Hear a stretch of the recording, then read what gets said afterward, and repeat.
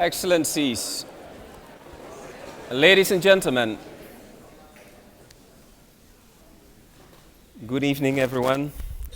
On behalf of the North Africa and Middle East Department of the Dutch Foreign Ministry, I would like to warmly welcome you here. You turned up in great numbers this evening, so that shows the interest you have in this topic. And of course that's not strange, because it has been in the news a lot, and even more. When we started planning this lecture before the summer, of course we could see already something coming, but we can't predict the future. And the situation has only escalated since that time. Now tonight's title of the Henriette van Lynden lecture is Jihad on Our Doorstep, Inside the Minds of Jihadis in Syria and Iraq. My name is Ernesto Braam. Now this week we've seen the US-led coalition with active participation of a number of Arab countries launching airstrikes against ISIS positions in Syria. Now this was a response to the massive cruelties committed by ISIS against civilians inside Syria and also inside Iraq. Now many Arab countries and Western countries, including the Netherlands, are supporting the coalition against ISIS. Now in the media, there have been numerous explanations for the success on the battlefield of ISIS. Some views were contradicting. There are some mainstream views in the media, on television, and on the radio, and in the newspaper. Now tonight we will get some answers to a number of questions I think all of us here together have. One of the questions that we will answer, the experts will answer, not myself, is the actual situation on the ground inside Iraq and Syria.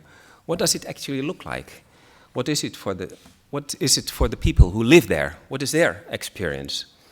Is it reflected realistically in the media or not? Is it much more nuanced? A second question is, what is actually the appeal of ISIS? What is it that appeals to so many young and maybe also older people who join them in their fight?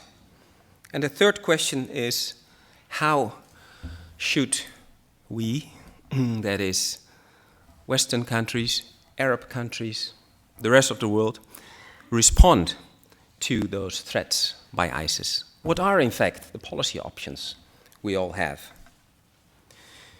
Now, our first speaker, we have three speakers tonight who are all experts.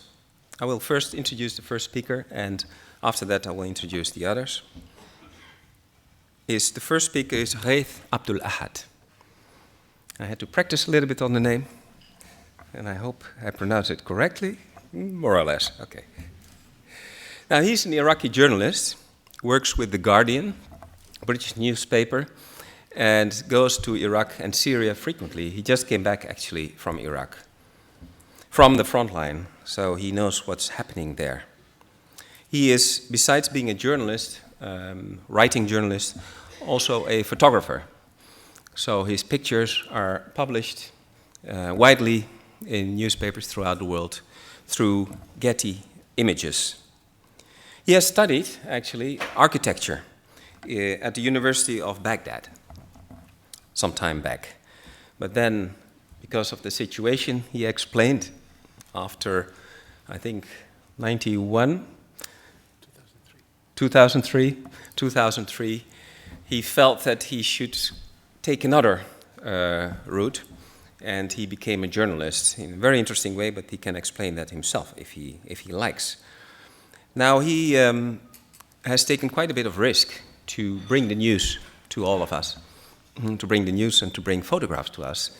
He has been twice or more even a hostage himself in Afghanistan, where he's worked by the Taliban, and he was also detained in 2011 in Libya.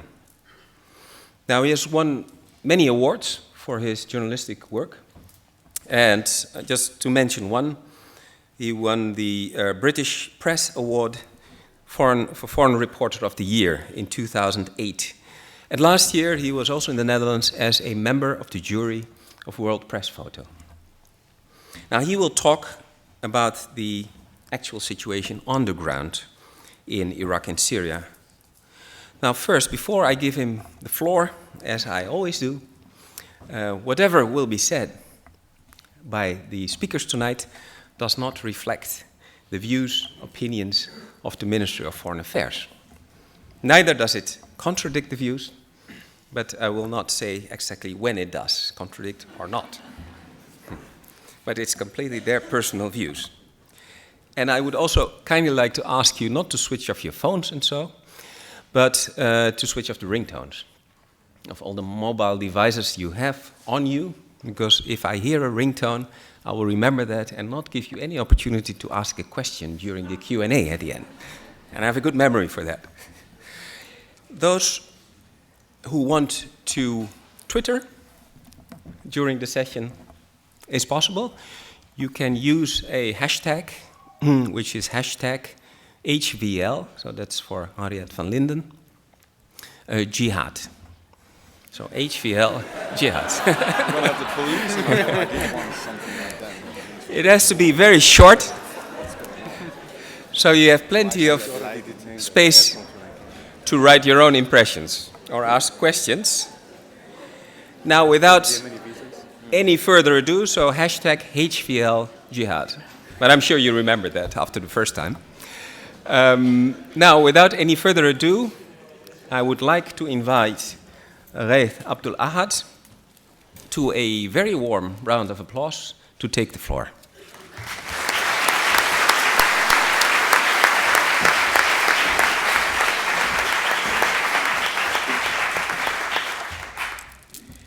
Thank you.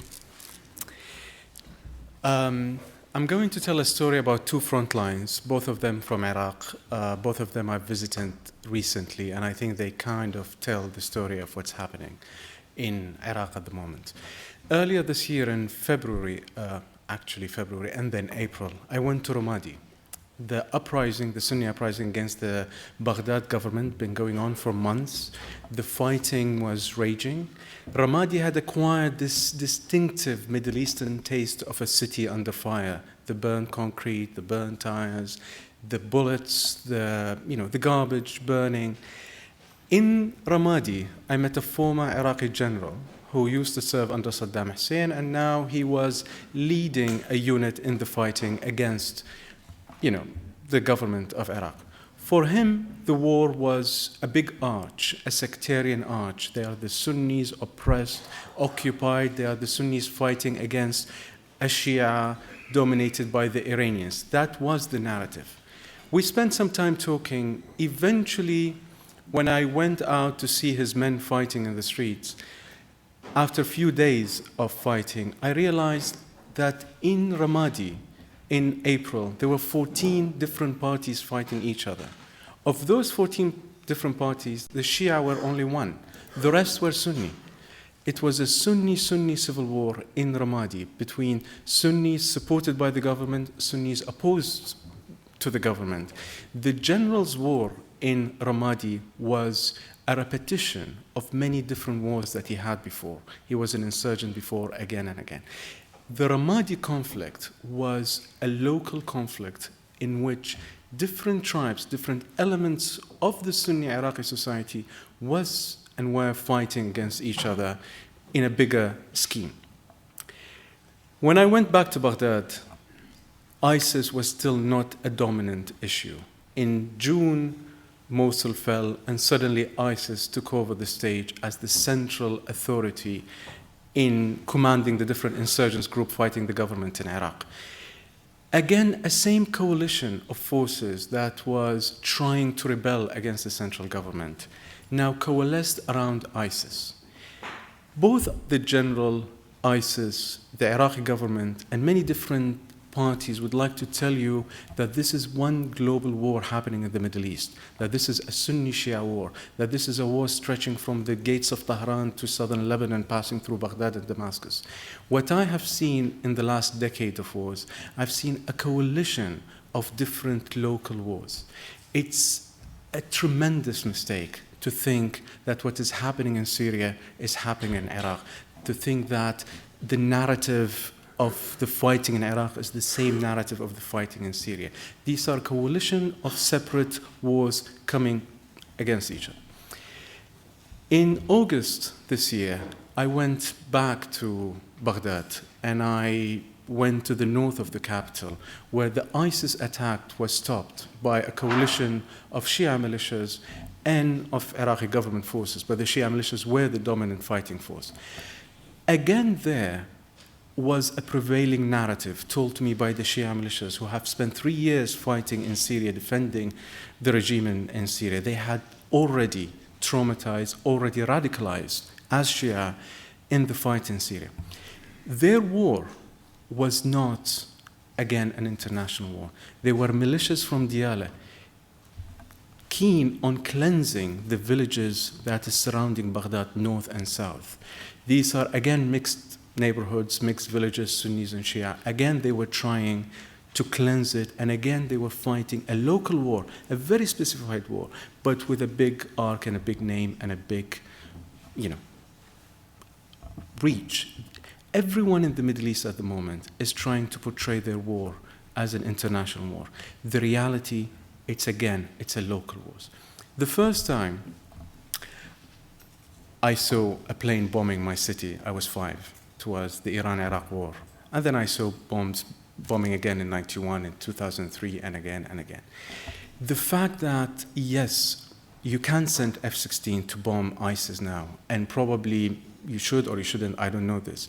The fact that what I know out of my experience, that if you bomb now ISIS, you may reduce ISIS into this entity that still exists somewhere in the desert, but you will never be able to end what ISIS is, because ISIS is an ideology. ISIS did not come in the last year and a half. ISIS had its roots in the Syrian conflict, had its roots in the Iraqi conflict, out of the occupation of the Iraq, of all these things. This is something we can debate for hours and hours, and we can tell these stories for our grandchildren, maybe. But the issue is, how do we stop this cycle of every 5 years there is a bombing of Iraq or of Syria? And what do you do next? The answer for this question is not from me. The answer is from an Iraqi friend, a Sunni, who lives under ISIS at the moment. And he was describing life under ISIS, boring, there are no schools, there are no hospitals. And he was saying that unless you solve the Sunni issues, unless you let the local forces in Iraq think that they have a stake in the government, unless you allow the Sunnis of Iraq. At the moment, they are Sunnis. The next war may be Shia, so I'm using the Sunnis not but just to explain. Unless you allow the people of Iraq and the people of Syria to own the solution, it will be an endless cycle of violence. We will not come out of that cycle. The immediate, the victims that I've seen of ISIS, of the civil war in Iraq, have been, say, the Shia, the Kurds, the minorities, the different other people. But in reality, what's happening now in Iraq and in Syria, this is a Sunni tragedy, because the Shias I've seen have consolidated their lines, they brought the militias, the Kurds are, consolidating their line. But this is a Sunni tragedy, because it has happened in 2003, when the Sunnis of Iraq decided to ally themselves with radical elements to fight the Americans. It has happened in 2011 in Syria, when again the Sunnis of Syria decided to ally themselves with radical elements. And it's happening again now. Many of the people say, so why don't the Sunnis of Iraq, rebel against ISIS and fight against ISIS and expel them from the cities? For what? What would they get out of this? It's not their war, and it's not your war also. The way they see this conflict is, it's a local conflict. They see ISIS as an element they can use in their local war against the Shia government of Baghdad, which is a very corrupt government by all standards, by the way. So in that war, why do we stretch out our hands to the Sunnis and tell them, come help us in our fight against ISIS? Why? They don't have anything in it. It's a corrupt country. It's, when I described it's a Sunni civil war, a lot of the fighting has happened because of the unequal distribution of wealth. The Sunnis of Iraq are getting their share of the wealth, but it's not going to the streets of the Sunni. It's going to certain elements of the Sunnis that were empowered after, the American occupation. And now it's the same thing is happening again. Another cycle of let's go around, let's find some Sunni elements, some warlords, pay the money to help us in the fight against ISIS. F-16s cannot deliver the solution. You cannot bomb ISIS out of the streets of Mosul. You cannot bomb ISIS out of Aleppo.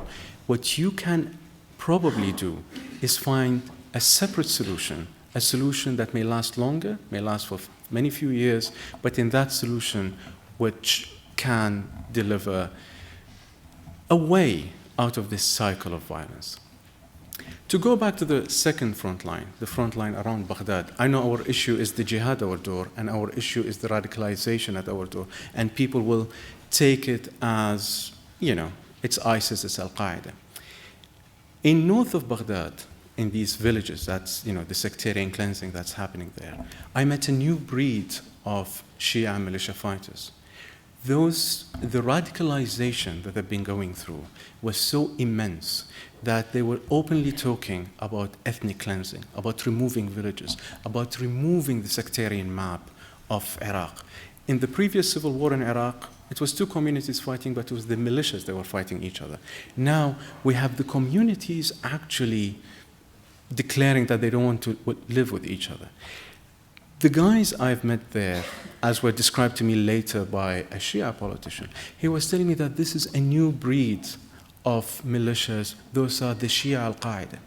So if we now talking about ISIS as a problem, we're already having along the path, along the line, another war in the next 5 years. Because those militias have been radicalized, have been created because of the civil war in Syria. They will not go and disarm in the next 2 years or 3 years. Those will be seeking another war. They will take their fight into Saudi, into Bahrain, into Yemen, into other places, back into Syria. I guess what I'm trying to say here, that simplifying a conflict is very easy. To say that our problem now is ISIS, we can send F-16s, and sending F-16s is the easiest solution, by the way. Just pick up the phone, send the pilot, bomb a bomb, you feel good, you've done something, it's fantastic. But that is not a solution. That is just postponing a solution for another 2 or 3 or 5 years. So what I come from the front line with my pessimism, the bad news that I bring from the front line, is that this is a very complicated conflict. This is not an easy conflict. This is not a conflict of moderates versus radicals. This is not a conflict of jihadis. This is a conflict of multi-layers, of tribes, of towns, of villages, of identities lost, of identities acquired, of front lines, and it's also not a Sunni Shia conflict, because in many other places in Iraq, you see Sunnis and Shia living together. They have a problem between the two communities, but this is entrenched powers within the Iraqi society, which I call them the elite. It's like 10,000, include ministers, members of the parliament, generals. Those have their entrenched, interests, and for these interests, they are willing to fight. I go back to the general's fight in Ramadi. When he was telling me about his fight, he predicted many of the fighting that's happening now. He said, now we, the Sunnis, are going to march towards Baghdad. This is not an insurgency anymore. We're not going to blow IEDs and we are going to march to Baghdad. We are going to reclaim Baghdad. And he was talking about a nationalist fight, where he said, no, the Islamists will never take part in this fight anymore because we've seen them what happen. Where is the general now? The general is running a tiny little small faction where ISIS and the jihadis are back into his town. The question that I would like the general to answer me is, what will be his next war? When will he again fight for the streets of Ramadi, and why it's happening again and again? So, thank you.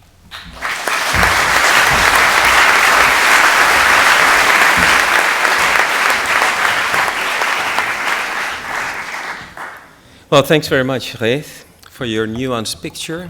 I think he broke down the sort of black and white image you often get, but of course not from his newspaper, The Guardian, and not from any of the journalists who are here, of course, all very nuanced.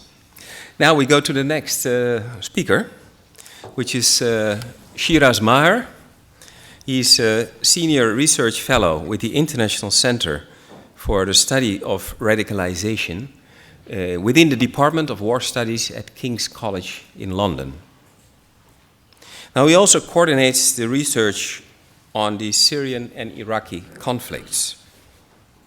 And as if that would not be enough, he is also teaching at Johns Hopkins University, and he's written many reports, books and articles, but one particular report on radicalization in the UK, a strategy actually he put forward on how to de-radicalize people in the UK, was described by a government representative in the UK as brilliant.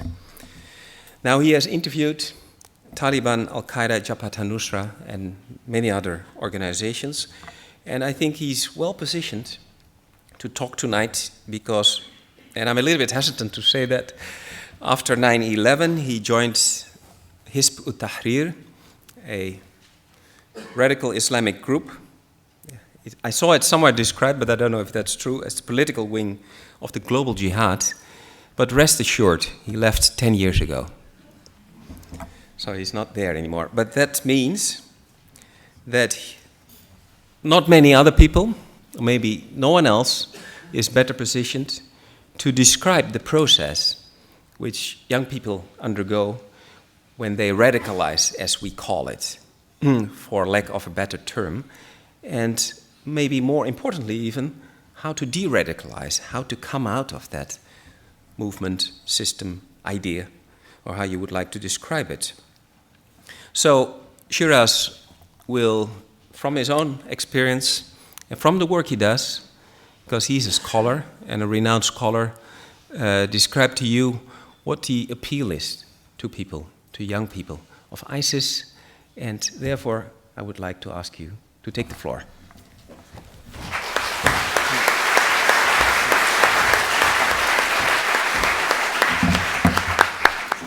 Thank you very much. And Ernesto, I want to start by thanking the Foreign Ministry for putting this on. Everything you'll see behind you is propaganda, pictures from foreign fighters themselves, and they'll be very much the focus of my presentation today. I also want to start by first of all saying that the research team that I lead is the product of what I'll be saying. This is not just my own work, but really you're getting the input of three minds, and so I want to acknowledge my colleagues Joseph Carter and Melanie Smith as well for the contributions they've made to this research. So I think it's quite fitting that I'm following Ghaith in this, because what you find is that journalists tell the stories of big ideas through individuals and through characters. And the role of a research center, really, such as ours, is to try and bring the big data into all of this. And what we wanted to do with the Syrian conflict, and increasingly now the Iraqi conflict as well, was not to tell the story through anecdotes, but was to provide a degree of empiricism, a degree of big data where you could go back to something and say, look, here is the evidence to support this particular view.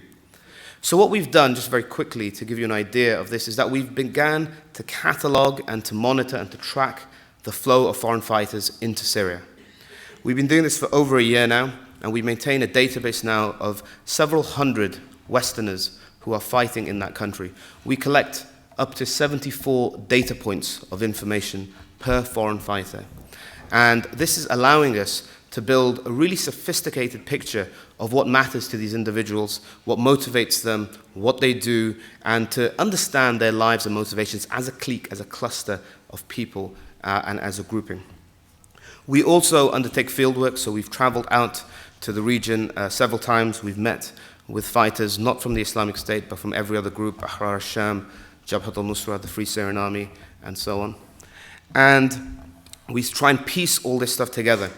And the final thing we do is that we talk to, and I would arguably say perhaps more than any other research institute, more foreign fighters than anyone else. We have a dedicated phone line that we use through our office to contact these guys. And we keep a constant dialogue going to get a real-time sense of what's happening on the ground and what they want to say. So I'll start very quickly by giving the European picture. Who's gone? Well, we estimate from Europe as a whole, between 2,500 to 3,000 foreign fighters have made the trip out to Syria They haven't all joined the Islamic State, but overwhelmingly, that's who they tend to join, and increasingly so now. Globally, when we look at North Africa, the Gulf, and the world more generally, it gets increasingly harder to give a more accurate figure, but we believe it could be anywhere between 10 to 15,000 foreign fighters, putting together perhaps one of the largest volunteer irregular forces in the modern age that has come together from the jihadist perspective, at least, eclipsing everything such as the mobilization in Afghanistan in the 1980s and everything in between. We've also finally, to wrap this sort of set of stats up, is we've counted individuals from 90 different nations participating in this conflict. And that gives you a sense of the scale of just how truly global this participation is in the conflict. Why do they go? Well, the motivations that we found and the reasons we found have indeed shifted over time. But to sort of break it down into the various categories, you have at the first hand what we call the kind of missionary jihadi. A person who says, look, didn't you see the women and children being bombed by Assad? Didn't you see the oppression that the regime was perpetrating against the people? We wanted to help the civilians. We felt we had to come and defend the people. And so we came and we took up arms. And this was something we heard a lot of towards the end of 2012. Throughout much of 2013, we don't hear it so much anymore. But that was certainly a type of person or character who went out. And he's motivated by what you might call the Ummah consciousness, the idea that Muslims around the world are united through a fraternity of the faithful, where duty, loyalty, allegiance is owed from one Muslim to another Muslim, particularly in times of oppression and injustice. And that message, of course, in the Syrian context, resonated very, very loudly indeed.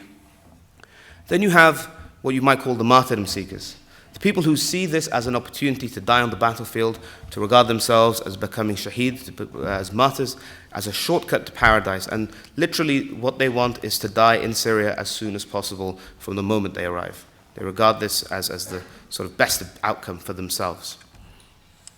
You also have committed radicals, people who have had a long association and history of radical activism, extremist activity in the West for some time, and for whom Syria has presented the opportunity to finally have the fight that they've been waiting to have. And so they go. And then the final group that you might see are the adventure seekers, the criminals. And a lot of these posters actually kind of appeal to those guys. The ones for whom the jihad in Syria is a bit of fun. It's an attempt to demonstrate their masculinity. It's an attempt to enter into what you might call a kind of jihadi summer camp. And the British fighters themselves actually coined this phrase. They said, it's a 5-star jihad. Come now before it gets bad. And they would upload pictures of sweets and candy bars. They would upload pictures of themselves swimming in swimming pools and saying, look, come now. We're living better lives here than we did in London. So there was a sense of trying to motivate people and inspire them around that. In this context, I'll also mention very briefly the importance of social media in all of this. Traditionally, the message from jihadist organization was unidirectional. It came one way. You would sit at home and you'd wait for Al-Qaeda in the Arabian Peninsula to release the next edition of Inspire magazine. And when it came, you'd download it and you'd read it. And it would tell you, do something at home. Build a bomb in your mum's kitchen. This is how you do it. This is how you put it together. But there was no way to really have a dialogue, or an effective way to have that dialogue. And you read about people secondhand. You might read about them in The Guardian. Someone who went out to Yemen, who joined up, became a foreign fighter. It's one guy. And you're not getting a direct feel for this character. You're reading about it through the eyes of a journalist, almost in a sense, sort of making this guy a myth, making them something special. And you think, well, I'm not him. But today, you can have a multi-directional conversation with several foreign fighters. And they're talking to you because they're your peers. They're just like you. And they're saying, look, there's nothing special about me. I could come here and fight jihad. If I can do it, you can do it. Here's how I did it. I came this route. I hooked up with this organization. I came through this particular channel. And so it normalizes the entire process. It makes something which is incredibly alien to all of us, that you would give up your life, that you would go out to Syria and that you would join a jihadist organization out there in this way. But for them, to have this conversation is to normalize what is pretty exceptional. And it inspires them and it motivates them and it gives them also a buy-in to a community already before they go. And not only does it give them the buy-in, it allows them to visualize it. They can see these pictures of their friends, of their comrades, of the life that they're leading out there. So it helps dispel the myths. It helps lower the barriers and lower the cost of participation before you've gone. It essentially alleviates a lot of your concerns. And so it's a very powerful thing, and I think that plays a very important role in this context. So what are the implications of this? And given the time frame, I can only really sort of give you a quick 360, and I'm hoping to have a more in-depth discussion during Q&A. But what are the implications? Well, look, politicians want to appear tough. They want to pander to electorates. And that's one of the most depressing things about this debate, about what to do about foreign fighters in Syria. The key to resolving this issue, to managing down the threat, to preventing people from going, is to be smart. It's not to be soft, but it's to be smart. And sometimes being smart does mean being pragmatic. So the first point to make is that the foreign fighters who go to Syria are not a monolithic group. You can't dismiss them all. Not everyone who goes to Syria to fight is a terrorist. It has to be said, it has to be acknowledged. Of course, a lot of them are. A lot of them engage in terrible activity when they're out there. They commit terrible crimes. A lot of them practice extrajudicial killings and torture people. But not every single individual that goes is guilty of this. And we need to recognize the nuance that exists within them.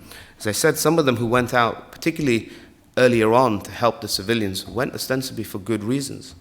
And so there are opportunities here for Western governments to leverage discussions, negotiations with these individuals to build a better picture of what's happening on the ground, because we fundamentally don't know enough about what is happening in Syria. Journalists don't know enough, academics don't know enough, governments and their intelligence agencies don't know enough. And so we need to find better ways to be better informed about what is taking place. The discussion about returnees and what to do about returnees when they come back is not an abstract one. It's not a theoretical one to say, well, forget about it, they're over there, let's pull up the drawbridge and keep them out. They've already come back. In the UK, there are 260 people who have fought in Syria who are currently back in the United Kingdom. In this country, I was told today, there are 135 returnees. So you have this problem right here. It's a belated discussion to be thinking about it now. We should have been thinking about this a while ago. What do we do with people who went? There needs to be a sophisticated de-radicalization program where we work with these individuals, and we don't just view them solely through the prism of a security threat. Are you going to blow something up? But we have to appreciate a lot of these guys will have severe mental health problems. They've been subjected to one of the most brutal conflicts of our time with no support.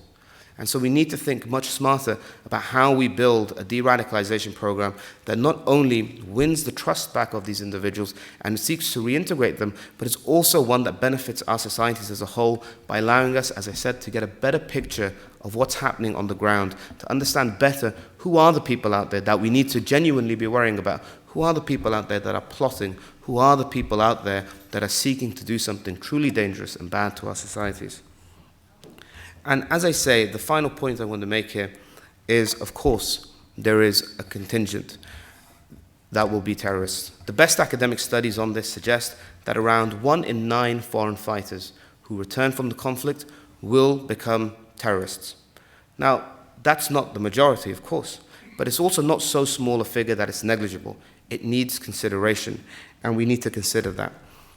I think increasingly over time now, whereas we saw a quite introverted movement that was focused in on itself, it was concerned about creating the caliphate, the khilafah within Syria and Iraq.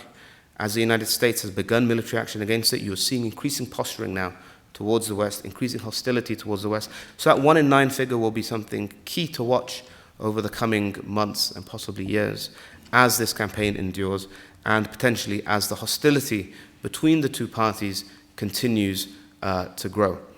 But as I say, and I'll wrap up here, this is an issue that requires us to be smart, not soft. And the issue of the foreign fighters is not one that can be treated as a monolith. Just as Ghaith was saying, the conflict is a conflict within a conflict within a conflict.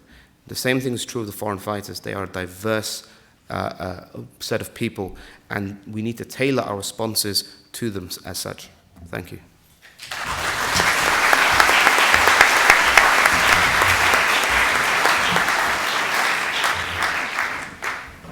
Thanks very much, Shiraz, for sharing your wide expertise and knowledge with us. You really enlightened us, and definitely myself, on some of the motives, and also the different groups of people who go on jihad, that it's not a monolithic group. So I think that will help. Maybe also the next speaker, who will talk about policy options.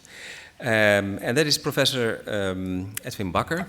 I think many of us know him because he is regularly on TV on different programs, news programs. He is currently the director of the Center for Terrorism and Counterterrorism of Leiden University. He is a guest lecturer at NATO Defense College in Rome.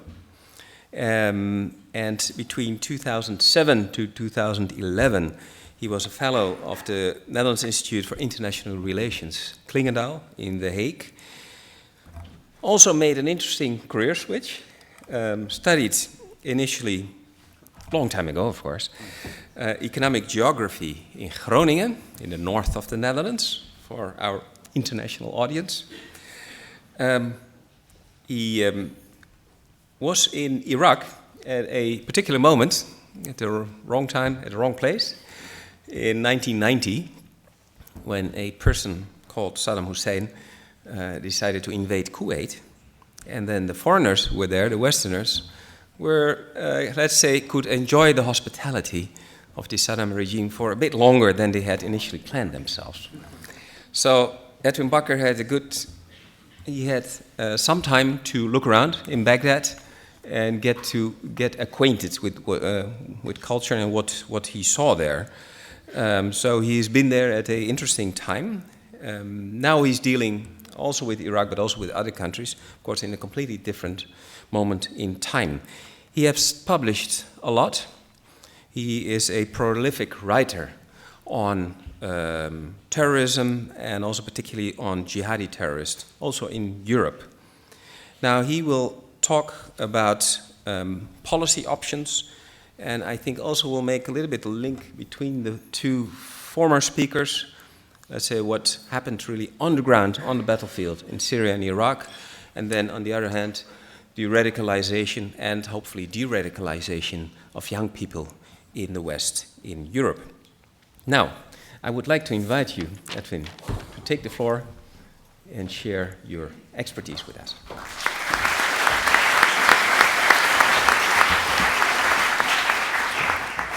Thank you, Ernesto. Thank you for the opportunity also to stand in front of such a mixed crowd, students, journalists, politicians, diplomats, and a lot of people that are interested in this subject, not probably also very worried about what is happening out there, and maybe also the link with the Netherlands and the role of the Netherlands. And I would like to focus on that under this title, dealing with the global issue of foreign fighters in Syria and Iraq, IS, and then policy options and geopolitical implications. I would like to stress that this is, in my eyes, having studied terrorism, international relations, conflict for a long time, one of the most complex issues that I've come across. And I would like to stress the incredible global nature of this phenomenon. Many unprecedented developments, the size of the problem, the international nature and the impact. Next slide, please. People from, it's difficult to read, but Tunisia, Saudi Arabia, Morocco, thanks a lot, Lebanon, Russia, France, Libya, UK, Australia, so many people have flocked to this area to participate in the fight, joining many different countries. And it has many different aspects. If you look at the range of worries in many countries, it ranges from returnees, it was already mentioned, we have to be very much aware of the different nature. There are many different people that come back from different for different reasons. And that's been a worry in especially a number of Western countries, I think, for too long. They were focusing on that, which is a bit selfish because a lot of things are happening out there as well. Think of the war crimes of maybe more than 3,000 European fighters that are there. That's probably more than, that's about 3 battalions. I think the last time the Dutch sent 3 battalions somewhere, it's probably Korea. So it's a large army out there of European citizens that are involved in a fight that includes groups that are committing war crimes, maybe involved, well, ethnic cleansing, then the word genocide pops up already and has been used already a number of times. So very serious crimes.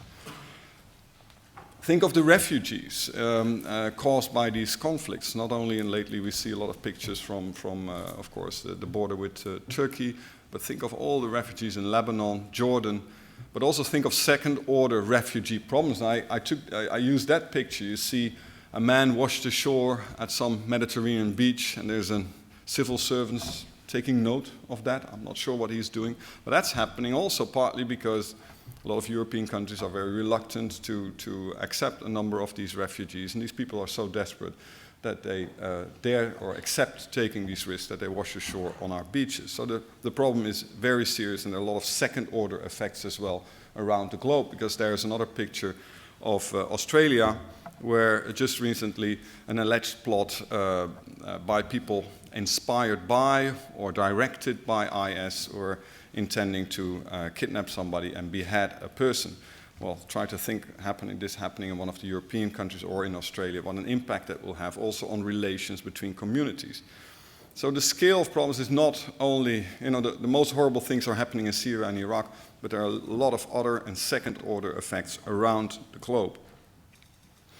I just, when I arrived here, I saw the latest teletext message from the NCTV that's warning Dutch citizens, and probably the Ministry of Foreign Affairs is agreeing on that, and I hope this is a joint communication effort to warn Dutch citizens when they go to certain places that we have to be aware of kidnapping, etc. So a lot of countries are worried about their citizens, diplomats, military, journalists, aid workers that try to do their work, or people who work in the oil industry. And we've already seen some examples of that.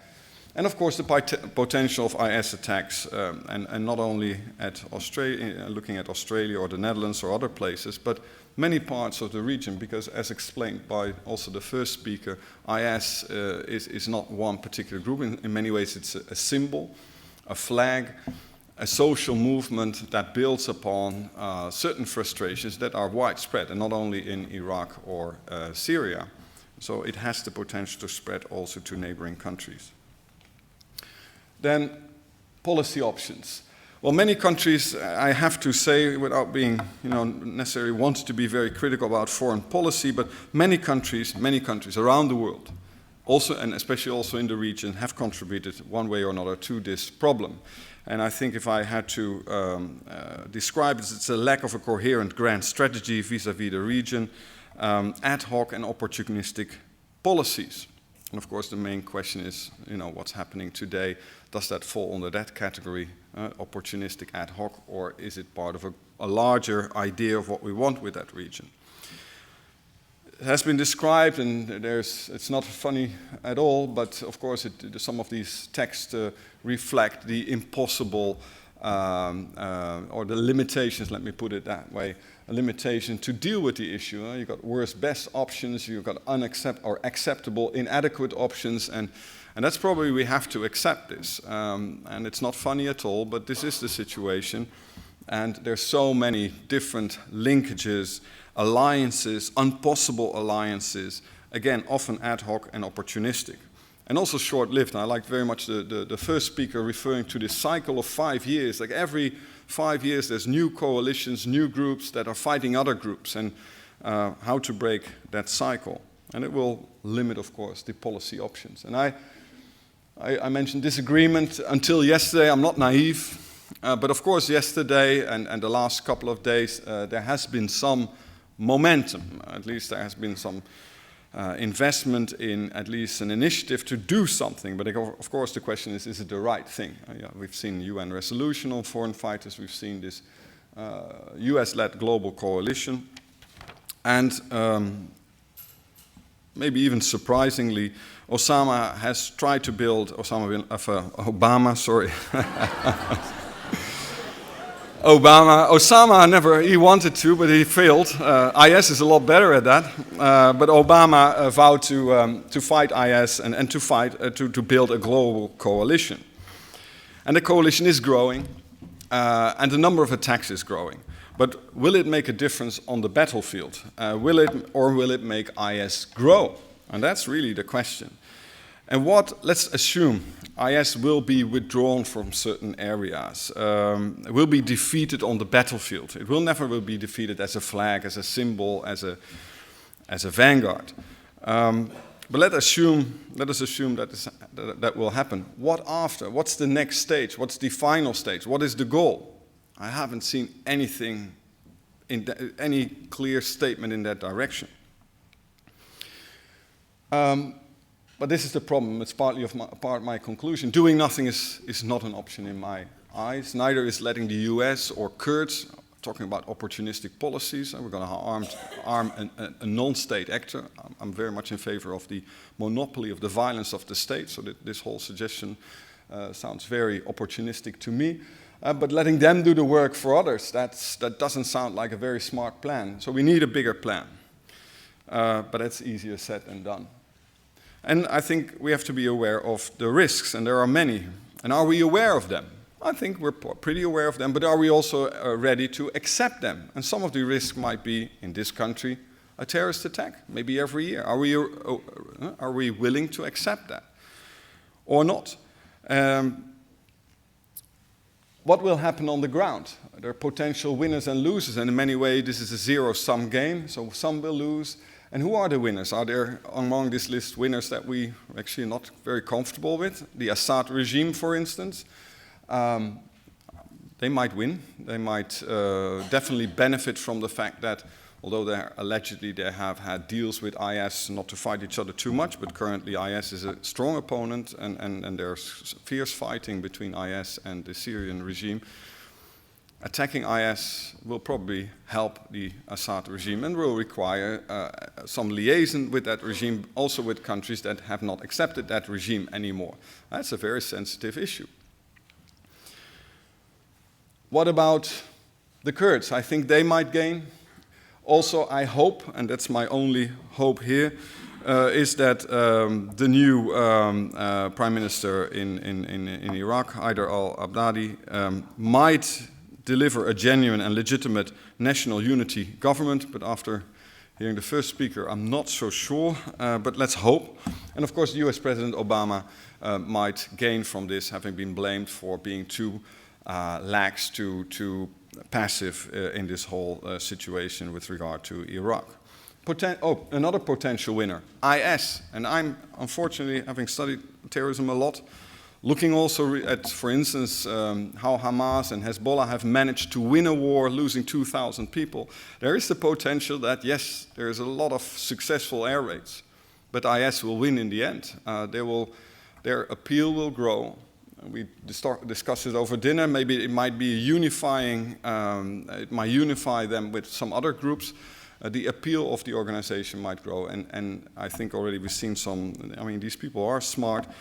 There have already been communiques saying that they have to withdraw from the rural areas to the urban areas. And let's sit and wait and mix with the population and then see what will happen. And IS has the capacity to take a lot of casualties, and they just have to wait and see. They simply have to survive, and if they survive, they win. And we've seen some recent examples, Israel, Gaza, Lebanon, that there is a potential to win this war. Losers, repercussions for participating states, Jordan, neighboring states, including Turkey, the opposition in Syria, or the oppositions in Syria. Will they gain from that? If you look at Barack Obama trying to say that at the same time they're going to foster, they're going to strengthen the opposition. What opposition? And they're not only fighting IS, they're also fighting Jabhat al-Nusra with consequences as described by the previous speaker that will have an impact also on the Netherlands, UK and other countries, because those fighters went there to fight in Syria, and suddenly the war is not over there, but also here. They're also fighting other groups, and where do you draw the line? What groups can be attacked and what not? And then what groups are possibly going to be our partners? That's not very clear, so I'm not so sure if the oppositions in Syria will benefit from this. And of course, civilians in the urban areas, I'm sure they will be used as shield, and you can be sure that one day there will be an attack on a military headquarters, and they happen to change the population and change it for a bunch of students, children, etc. Outside the region, participating Western states might be confronted with increased risk of terror actions. If you look at some of the measures taken in the Netherlands, you have the feeling that suddenly we're at war. because we sent 6 planes to that region. Dutch military forces were given the advice or given the suggestion not to wear the uniform when they go to work. I'm not sure what kind of signal that is. And there was this other announcement that Dutch citizens, when they go to certain places, have to be careful. I'm not sure if that's very clear what you're supposed to do or not. But it shows that, and I think they're right, and I think we should not shy away from this consequence. But it has the potential to increase the risk of terror attacks. We've seen this Frenchman being beheaded in Algeria, was yesterday, and the earlier arrest in Australia. I think today also actually an Australian military man was harassed on the street. But that's just minor, again, compared to the trouble in the Middle East. That's a nuisance instead of a serious security or strategic security threat. Finally, many other uncertainties and risks. Mission creep, that a mission will start with a number of planes bombing certain things, developing into, I don't know, a mission to support the Free Syrian Army, or boots on the ground, military on the ground, or a state or nation building project. I'm not sure if that's necessarily a bad thing or it's a risk. If you, again, listen to the first speaker, maybe we need to do a lot more than just sending airplanes, and we need to have, a larger idea of what we're supposed to do about not only IS, but the situation in general. But there's this risk, and it's not clear. And it's clear to all that sending F-16s alone is not enough. Also, coalition breakup over disunity regarding what to do with Syria. What if the local partners, the regional partners, pull out? Then suddenly we're in this Western invasion in the region. How would that settle anything? So there's enormous risk. And then my final remark, and that's, I think, it's not providing answers, but sometimes there are simply no answers in these hyper-complex issues. Sometimes you just have to go in. Doing nothing is not an option. And is it worth the risk? And maybe we should not. And certain risk, especially for a country like the Netherlands, is limited, compared to what's happening over there. So do we, and then there's the basic thing, the Dutch have the choice to stay out? We have this Article 90 in our constitution. I think maybe we have to skip it because we only rarely use that, but that's the article that obliges us to uphold the international rule of law and to support this. And we have a responsibility to protect all these kind of things that come maybe from the Second World War, when we've seen these atrocities and we've said, nie wieder. And if you look at these 2 pictures, and I'm sorry that I have to bring this up, but that's a picture on the right-hand side of the Ukraine in 1941. I think it's Babi Yar. We said nie wieder. We see these pictures. I think the option to say no is not there. But again, what's the bigger plan? And with that important question, I'll probably hand it over back to the chair and the Ministry of Foreign Affairs. Thank you very much.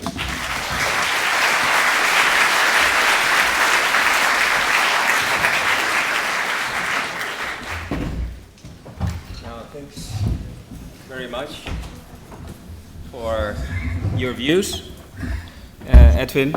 And I think you made a lot of interesting remarks, critical also, and that's the way a scholar should be, of course. It should challenge policies. I would now like first to give the opportunity to Shiraz and Ghaith, if you would like to respond to Edwin Bakker. He referred to both of you a number of times, agreeing with you, I think giving you even some compliments. But do you agree with Edwin Bakker agreeing with you? Or do you have any different views? I'll start with Edwin's sort of closing point on this, which is, do we have the option or the luxury not to get involved? And do we have the option or the luxury not to do something at this stage? And I think really now we're caught in this position where everyone is finally feeling the urge or the pull, we should do something, we should do something. But I'm afraid it's actually come rather belated. And it's become belated because this has been going on for some time. Assad's been massacring people by the thousands since 2011. And I know we've discussed this previously, but actually for me, the real tipping point came in 2012 during the siege of Bab Amr. And for those of you who follow the conflict, this is an area or district of Homs which Assad essentially crushed in its entirety, surrounded it, choked it, and killed everyone inside, except for those who were fortunate enough to escape through sewage tunnels. And at that point, it became pretty clear that this was a zero-sum game, that Assad was prepared to kill, murder, however many it took, and that if he was going to go down, he was going to take the whole of Syria with him. That's where it was at. Now, that was the moment to intervene. And that was the moment we could have intervened lightly with the light touch that Obama currently wants to use to bomb from the air. If there had been a no-fly zone, if there had been some tactical strikes with the support of the Free Syrian Army, I believe, look, I'm not painting a naive picture here, Syria would not be a bed of roses today. But if you're telling me Syria would look like it does today if we'd intervened, you're living in a fantasy world. It would never be this bad. Now, 2 years on, Islamic State has established a state to all intents and purposes. It has mobilized these huge numbers of foreign fighters. It has heavy weaponry. It has sophisticated fighters within its ranks. These aren't just, we talk about Europeans who have gone, who may have been working in McDonald's last week. But there are lots of Chechens in there, a lot of Bosnians in there with real combat experience, people who know how to fight. If you think now dropping a few bombs is going to do anything other than to exacerbate the problem rather than resolve it, again, you're living in the fantasy world. Now, to do it, you have to put boots on the ground. I'm not saying we should. I'm saying that's the real facts of the matter. So we've constantly been faced by this lack of ambition. Sorry, can I just interrupt you, because you sort of slipped in a sentence which I think draw my attention. You said, you know, what will help to solve the situation or might show some progress is boots on the ground. Not that I'm advocating it. Okay, I personally do advocate it. Sorry? I personally do advocate it. You do advocate it. Yeah, I was just trying not to be controversial. Could you elaborate a little bit on that? No, it's okay to speak your mind. Well, I think ultimately, look, how do you resolve this? How do you uproot the Islamic State? You can't uproot the Islamic State without putting boots on the ground. It requires that. Drone strikes, military strikes from the air. This will, as to use Obama's own phrase, it will degrade the capability of these groups, but it doesn't end the fight. If you look at the fighting, even in Afghanistan or Iraq, even with boots on the ground, it was so difficult to begin to unpick terrorist networks. But ultimately, actually, Al-Qaeda has been unpicked in large part, at least the old network. The network that pulled off 9/11 was unpicked. It was unpicked through, again, I'm not supporting the US tactics with what they did necessarily, but it was old-fashioned fighting and getting to these people and interrogating them. And you can see the epitome of that in the fact that it led them to the finding bin Laden. So to now go and try and just bomb the Islamic State and think that's going to resolve it, I'm afraid, is too little, too late. This is a very belated approach, and it's a half-hearted one, and it suffers from a poverty of aspiration by the United States. And really, from my perspective, again, the blame for this lies very squarely with President Obama. He missed the opportunities, and now when he's acting too little, too late, and he actually, to my mind, will now make this problem worse rather than better. Let's just pick on that point. I asked both of you, Ghaith and you, to respond to Edwin, but it might be also interesting if you can respond to Shiraz. And particularly to the point, I mean, where you said too little, too late. So to focus on the too little, you mentioned you advocate boots on the ground. So could you give your view on that? I mean, my disagreement now with Shiraz beyond any disagreements with the professor, so I will go immediately to Shiraz. I think this idea, and I mean, part of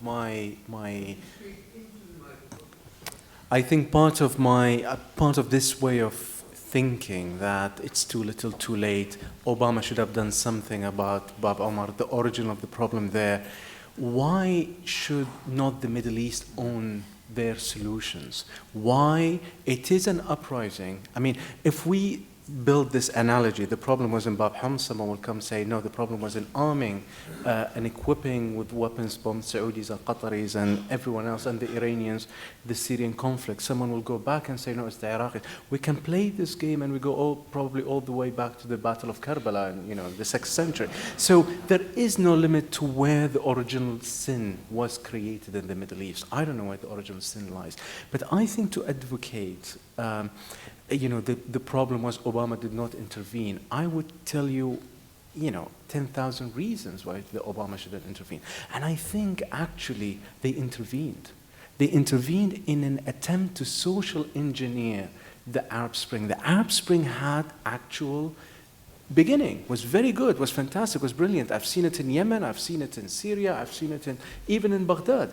But then to convert an Arab Spring into a military uprising, I've never seen an insurgency so well funded like Syria was. And I would argue that turning a proper revolution, yes, Bashar bombed the people, but I've seen it, some of the pictures here show the atrocities committed by the Bashar. But that is not a duality between, we should have intervened and then it would be less. I think the Middle East should own the problem, should own the solution. You say uprooting ISIS. Well, maybe the Middle East needs to deal with ISIS itself. Yes, ISIS are committing murders, are killing people, but then this has to be a Middle Eastern problem. There has to be, at one point, for the people in Baghdad, in Aleppo, in Deir ez-Zor to say, okay, look, there was this problem and we did so and so to remove it. Now with the bombing of ISIS, say and I agree with you here that this will exacerbate the problem to a certain extent. Can you imagine the level of hypocrisy for someone sitting in Deir ez-Zor to say, okay, now the Saudis are using their air force to bomb northern Syria while we've been... It's this kind of mind thing that's happening with it. So I disagree with you. I don't think the West should have intervened. I don't think the West should have intervened originally in trying to engineer the outcome of the change in the Arab Spring. Part of the problems, and this may not be a very popular thing to say here in Amsterdam, part of the problem is the West and a large, decided that there is no future for Syria without Bashar. Well, excellent. Now you're playing a chess game and you've already put yourself in a corner. How can you have a solution? I think we should be open to everything. At the moment we don't have a choice. Okay. I think plenty of the points, and I'm sure you want to make a few more points. You will get plenty of opportunity for that during the Q&A session, because I see a lot of tweets coming in, so that's good. And those of you who don't know it yet, #HVL Jihad. Similar response as previously. You want us to be detained at the airport today? Now we give the floor opportunity. There are two ladies with microphones, and we also have someone upstairs with a microphone.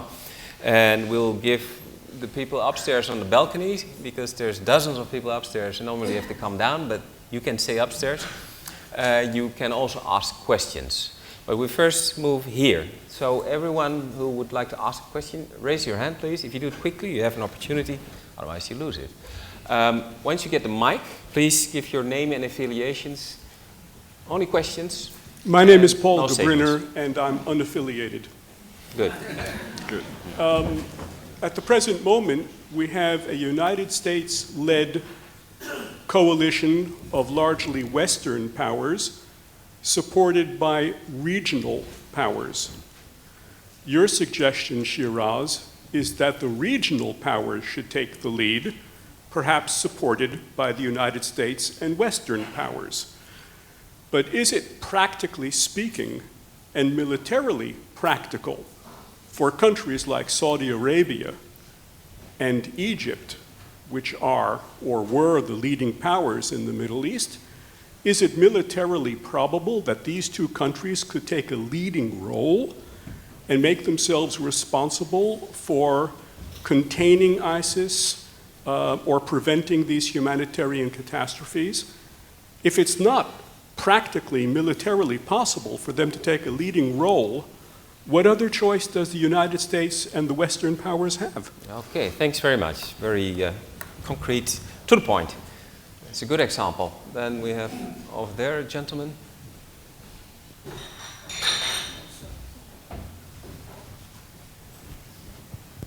Thank you. My name is Christian Dijmeyer, and my question is for Mr. Bakker. And you have an affiliation? No.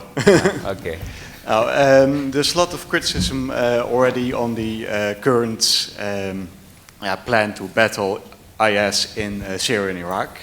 But I want to ask you how you assess the risk that the international attacks against IS will not destroy it in Syria and Iraq, but will maybe push it to displace itself to other places in the Middle East, North Africa, outside government control, for example, in Libya or Tunisia, Algeria, where a substantial part of their foreign fighters come from. We take 2 more questions in this round. Here, the gentleman over here.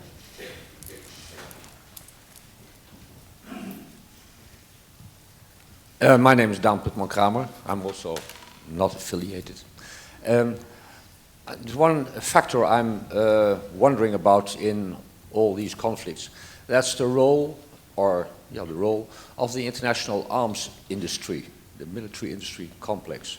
I mean, lately we heard that IS got access to big arms depots, and that gave them the ability to step up quite substantially their actions. And I just wonder if that's also a point to look at when drawing up policies. So look at the arms supplies. Exactly. Okay, thank you. One more, we take it from upstairs. Is the mic somewhere close to, yeah? So who would like to ask a question upstairs? Oh, all the way there. We take it in the next round, but you can already go there. Yeah, I can go there. We take one from down here. Here, that side, yeah.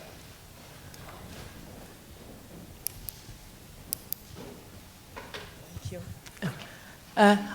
Hi, my name is Meerte Toppe. I have no affiliation either. My question is for Ghaith Abdul-Ahad. I hear you talking about how there should be a Middle Eastern solution to this problem and emphasizing the local aspects of the conflict. For me, it raises very much the question about the role of the Iraqi state, and I was hoping that you could elaborate a bit more on the role of the Iraqi state, and do you think that the current Iraqi government will, to what extent do you think it will be able to effectively fight IS? Thank you. Okay, thank you. We'll first handle these questions. Shiraz, you had a question on regional powers should take the lead and whether that is practical, militarily, politically, etc. Actually, that's not what I was saying. I think that was Ghaith's point. I don't think the regional powers should be taking the lead. I think the United States has to take the lead because the regional powers are fundamentally incapable of doing so. They also lack the will to do so. And I think practically they can't do it either.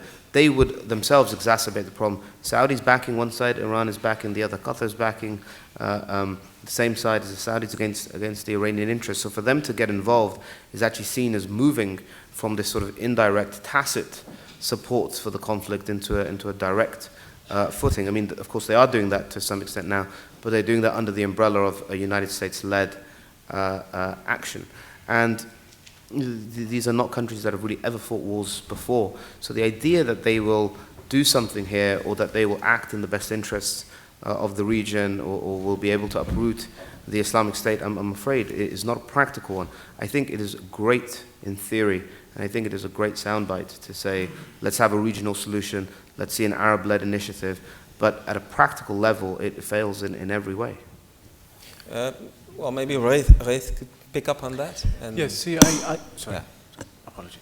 I never advocated a Middle Eastern powers-led military operations. And to answer the question from the beginning, to say, see, I was bombed personally by the United States from 1991 till now. And I've been living in cities bombed by the US, and I don't think the radicalization of my fellow countrymen has been, going down by the bombing. In 2001, I couldn't find one Iraqi who supported 9/11.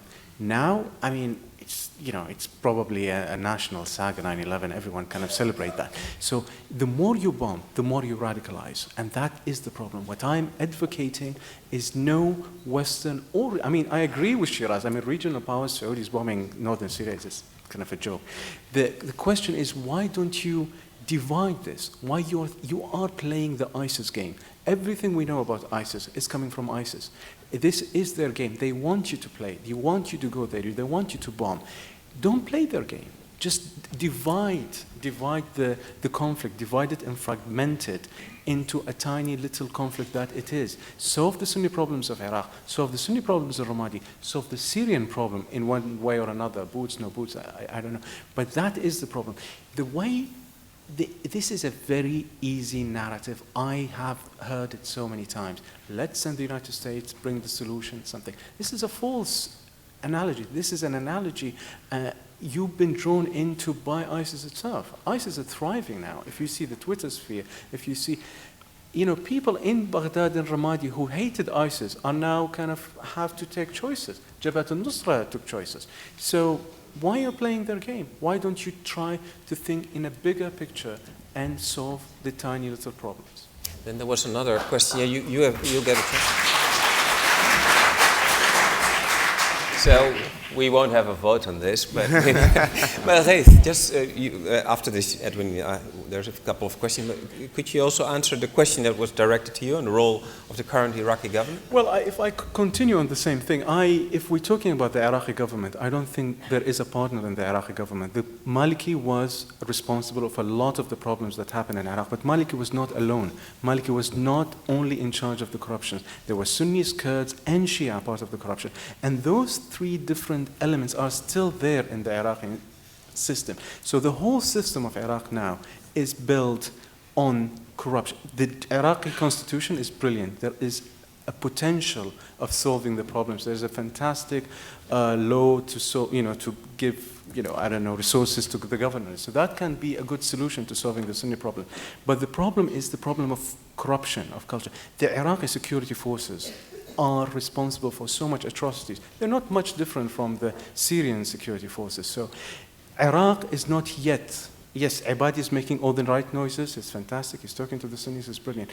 But the culture of corruption is still there. The security forces are still detaining, torturing people. How can we have a solution? If the Sunnis of Ramadi think of the Iraqi army as an occupation force, you don't have a partner in the Iraqi army. Okay, then we go to Edwin Bakker. I'm sure you would like to pick up on this, but if you can also include, well, the question that was asked about the Kurds and the risk, and also the one about the military supplies, military-industrial complex, as it used to be called in the old days. Yeah. There was a U.S. president who was warning us about that, wasn't he? After he stepped, after his end of his government. Going back to the issue like small problems, etc., then you have to accept all parties and discuss issues with all parties, including the Assad regime, and leaving that regime out of the equation, I think, is very strange and not very helpful. And I know that it's not a thing, politically correct to say that, but it's an important player. Whether you like it or not, he is not maybe backed, but a lot of people have some trust in at least this force, because the alternative is horrible for a number of people. And I think that is something that a lot of Western powers, and also now if you look at the whole rhetoric and the narrative of also the US president, is this Assad as some kind of, as the only evil in the region. You have to be careful, and also after listening to your remarks, I think it's time to reconsider our absolute position with regard to the Assad regime. We have to be very careful there, and I think it was not a wise decision to say, well, we're never going to talk with that person anymore. We're dealing with all kinds of parties, and maybe one day we even have to talk to IS, although I'm not in favor of that. Because there's so many IS, so some elements of IS and some elements of regimes. Well, to ask the question about the assessment of the risk and that it will spread to other places, well, it's already, there's already a connection there between Libya and Syria. In fact, if you talk about regional powers doing something, I remember Egypt and the United Arab Emirates also being active in Libya, military, and I'm not sure, they probably had some help of the US, but they do sometimes act together. But there is this risk. IS is in many ways also a social movement. But there's so many names and coalitions, but it is already there. And of course, a lot of these countries are very worried that whatever is going to happen in Syria and Iraq, that one day these people will not accept it to go back. I mean, as a lot of foreign fighters who went to Afghanistan in 1980s and 90s, they're not welcomed back home. So there is this potential of maybe 12,000 fighters. Some might die, but where will the rest go? And some will try to go home and connect what's happening in Syria and Iraq with what's happening in their own country. But it's already taking place. Fortunately, not so much in Tunisia, although they're also extremely worried about that. But in Libya, already this is taking place. Military industry complex. I think the situation is now so complex that you cannot speak of a complex anymore. But if you look at the weapons that are with which the various forces are fighting, it's bullets from Dnipropetrovsk, it's Kalashnikovs from Perm, it's I don't know, mines from Iran, it's weapons, Humvees from the United States. I mean, there's so many parties and so many different types of weapons that are sent to these places that you cannot speak of, let's say, a complex in the sense that there is some force that is providing them with weapons. They come from so many different places through so many different actors that it's actually a quite chaotic market. But of course, Russians, Americans, Iranians, they all pour in weapons, and without the weapons it's very difficult. On the other hand, it's not, fortunately, still not high-tech war, and they can do already a lot of trouble, cause a lot of trouble with a number of Kalashnikovs. Okay, thank you. We go now to the balcony, but I also have a question here I received by Twitter, so we'll also get to that. But please, upstairs. Hello, my name is Emma Beelaerts. I'm a master's student at the University of Amsterdam. I have a question about the discussion surrounding Westerners, Europeans going to the Middle East and fighting there. Because there are also a lot of Westerners that join the Israeli army and fight the battle for the Israeli army.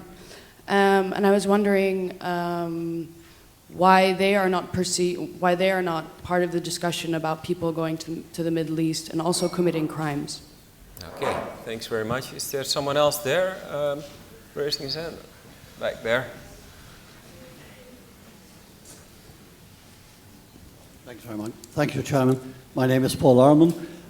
The situation in Syria, Iraq, and so on and so forth is far too complicated for me as a simple economist to comment on intelligently.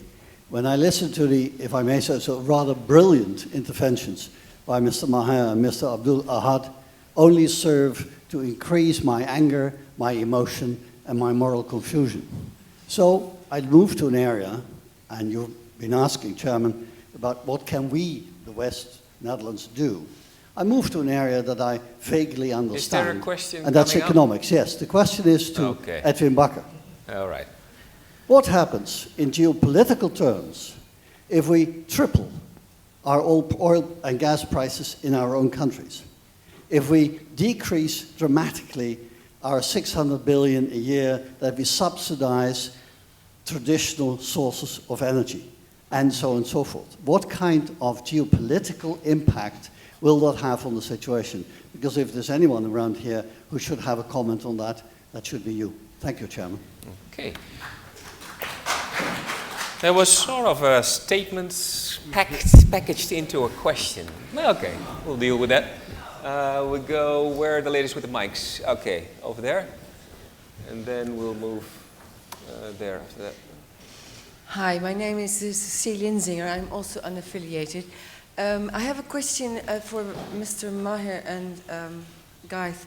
You talked about different factions fighting each other, and you talked about foreign fighters, but can you explain to me, or perhaps to us, what is IS exactly? I mean, who are they? I understand they're foreign fighters, but is it an entity, or is it, are there mainly Syrians and Irakees, or are they women? Mr. Bakker talked about 12,000 fighters. Who are they actually? Who are they? Okay. I think we all have a similar question there in the back. Yeah. I see some hands there. Yep. Hello, my name is Jan Jensma, and I'm a student at Leiden University studying international relations. And I have a question for Shiraz Maher. which is about these foreign fighters coming back to Europe. Apparently there's 260 of them in the UK, 135 here in the Netherlands. Do domestic intelligence agencies have the capability to track so many people at the same time? And as an expert on radicalization, what would, in detail, a de-radicalization program look like? Besides offering them mental help, what can we do for them? They're probably very, I would imagine, very disillusioned. They hope to go there to help the Syrian people. And they come into a massive war zone where, with war crimes being committed on all sides. If you could comment on that, that would be great. Thank you. Okay, thanks very much. We take one more question in the back here. We'll get to you in another round, maybe. There at the back. Yeah. Thank you very much. My name is Oli Buehler, and I work for the Dutch Foreign Ministry. My question is for Shiraz Maher.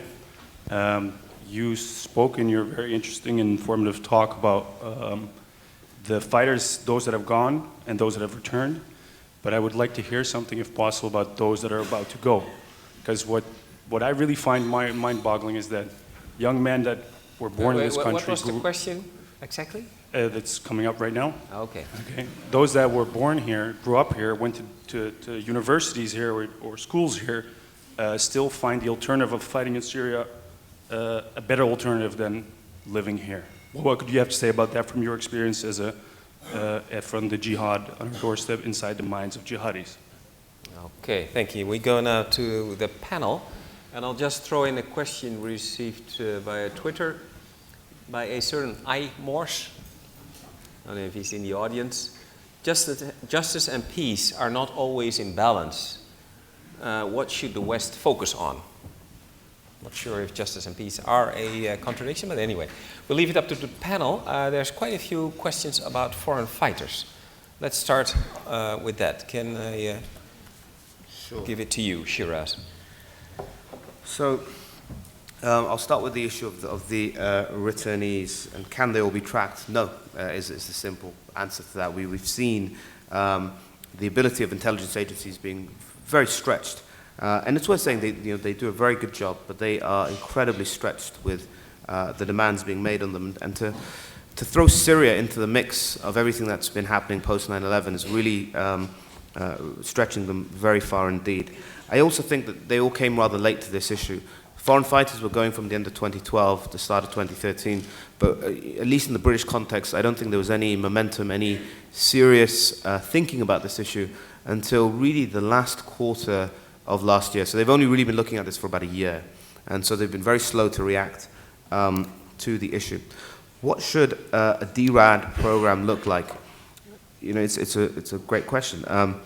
I think there should be a form of compulsory de-radicalization. So it should be some sort of secure site that these individuals have to submit to. And I think ultimately, look, a lot of them, or all of them, have in fact at some level broken the law, have engaged in criminality. So some kind of deal needs to be struck, some sort of pardon in return for cooperation that leads to active intelligence, that leads to us gaining a better insight about the threat. But I accept this is a very, very difficult issue to resolve. Some of the key questions, and I'll throw these out as questions because it's very difficult to give a prescriptive answer. What governments would need to consider is who delivers that de-radicalization program. If you look at the schemes that currently exist in Egypt, in Saudi Arabia, and so on, that they're state-run, and those are governments or countries that have the ability or the authority to act as states to interject into an Islamic debate. The West can't do that in quite the same way. So who will deliver this program? And what would the terms of it be? How will it be delivered? And more importantly, what's the criteria by which we're going to attempt to judge whether someone has been de-radicalized? And on the flip side of that, what do we do? What is the consequence for someone who's deemed to have failed? So I accept, as much as I've been talking about practicalities, particularly whilst arguing with Ghaith on the previous issues, this is one that needs a lot of discussion. It needs a lot of thought. My point was to say, and as I said repeatedly to the British government, it's very belated to be thinking about this now. The people are already here. The horse is already bolted. You're trying to catch it. But if you are going to catch it, you need to still be thinking about how you bolt that stable door. And then, why do people go to Syria from the West? again, is a huge question. But what I would say is, look, for quite some time now, across Europe as a whole, even before 9/11, there has been, for quite some time, a certain strain of radical political Islam that has been practiced, that has been spread, and whose ideas have become entrenched within a minority, it must be said it's a minority, but within a minority of European Muslim life. There are people, as it was mentioned, groups like Hizb ut-Tahrir, Al-Muhajirun, all these various groups in Germany, Millatu Ibrahim, who have been for a long time, certainly with their figureheads, these groups may have changed their names, but certainly the message they've spread, one of Khilafah, one of disengaging from European society, of not integrating, of being detached citizens, that has taken root for quite some time. And those ideas have been spread for quite some time. So you could have people growing up in these societies who are, as you rightly point out, taking full advantage or benefiting from everything that the West has to offer by way of education, opportunity, aspiration, but they still feel like semi-detached citizens. And by virtue of feeling semi-detached, the pull is greater to someone in Raqqa than it is to someone in Rotterdam. And that's the point, because they're fellow citizen stranger in the way that you have a sense of civic duty. If you see someone fall over in the street, you want to help them or something like that. Their sense of civic duty is not to their fellow citizen stranger in the nation in which they reside, but within the ummah to which they subscribe. So, as I say, Raqqa matters more than Rotterdam in that kind of context. And I'll just make one very quick point off the back of this, and then I'll stop, which is this. When the war in Bosnia happened, I remember being a young British Muslim growing up in Birmingham in the United Kingdom. There was a narrative that got spread that said, okay, look, the West isn't doing this, but the West doesn't care when Muslim blood is spilt. The West doesn't care when Muslims are oppressed. The West is kind of quite happy to see this. Now, that doesn't radicalize people in the sense of them wanting to undertake a terrorist act in the UK, for example. But what it does do is it sows a seed of doubt that makes them semi-detached. It says, this government doesn't really like me. It doesn't like me because of who I am, because of what I believe in. And so these people are already starting to drift away from the society and the state in which they live. And so, we talk a lot about the radicalization of foreign policy. War in Iraq, it radicalized lots of people. But there's also radicalization of a mission. And so now you see the same thing happening in Syria. Oh, the West is quite happy to see Muslims die in Syria. The West doesn't care even when Assad used chemical weapons against the people. It's a red line, but they allowed it to happen. So you're seeing a new generation of kids, a whole new generation growing up with that same thing. I call it the Bosnia effect, which is to distance themselves from the state. And so in the next war, those will be the people who will be going off to fight, wherever that is, because they haven't felt part and parcel of the societies in which they live. Thanks very much for those comments. Yes. Oh, good enough, eh? Then we go to Edwin. Let's see if you draw some applause with your comments. I'm not sure. You must have some fans here in the audience. Come on. There were a couple of questions, I think, for you. The one was a question, sort of statement about, I think, if I understood it well, but probably you understood it better than I, about oil, the price of oil and gas and tripling and stuff, and what the effect on geopolitics would be. And then we had a question, what is IS exactly? Yeah. And if you can say that in 1 or 2 minutes? I think there was another question about different groups going, people with Israeli passport joining yeah, there Israeli was another army. one, yeah, in general, a lot of, this phenomenon that people from different countries join a fight somewhere else is of course not new. People from this country and from this city went to join the battles in Spain and during the Civil War. Actually, I had an uncle who went there. He lost his passport, by the way.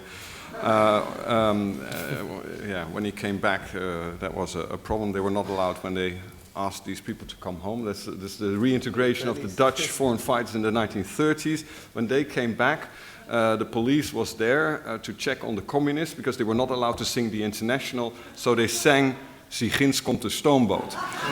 So that's how he returned, but he lost his passport and got it back after the Second World War. So we know how to deal with these kind of things. We don't go into the Sinterklaas discussion. No, I'm sorry. So, okay.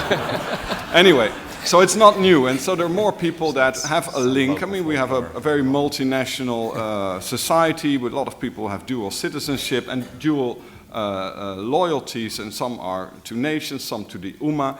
Israelis with an Israeli passport who join the Israeli army, that is perfectly legal from, according to the Dutch law. You're allowed to join the country of which you own also another passport. Turkish citizens have to go into the Turkish army. But the big distinction is if you join a non-state actor. And I must say that one of the sad things in recent weeks in the Netherlands is that we've said those that go to Syria and then to certain groups, those are terrorists or criminals or whatever. If you join Free Syrian Army, it's different. Why would that be different? Maybe because we recognize it as a state. And we also said we're not going to stop Kurds that join a Kurdish militia. I mean, yeah, that is difficult. And I think my line is, you know, the monopoly of violence to the state, and everybody who joins a non-state actor or non-state entity, we should be very strongly reject that. But there are a number of people that just simply have to go into an army of their nation, of which they also hold a citizenship, and that's no problem to me. About the link between, I guess, energy and conflict. And good summary. Yeah. Yeah. Energy and conflict. What if we would be less hooked on, let's say, oil from the Middle East? Well, the United States president has made several statements about it. His alternative is shale gas. I'm not sure if that's the option you prefer. But it suggests that we should not be, or we should be less dependent on oil or energy sources from areas of conflict or areas that force us into a certain foreign policy which we maybe not like and get involved into conflicts. But the same holds for gas from Russia, etc. I'm very much in favor of a Energiewende, just to say it in German, because I think that's the only country that was really going into that direction, for geopolitical reasons, for environmental reasons, and I think that will give us more options in our foreign policy. But nonetheless, it would not make a difference if you see some of these pictures, and it maybe brings me to the tweet about justice and peace. I mean, we do not, and I think at this moment, I think that maybe some of you would disagree. We don't send 6 F-16 fighters because of oil. And there's a lot of people always say it's oil, oil, oil, oil. I don't think so. There are other things at stake as well. But of course, our options in our foreign policy will increase if we are less dependent on certain countries where certain conflicts take place. So I'm in favor of an Energiewende, and I would like to pay maybe not 3 times as much, but a little bit more.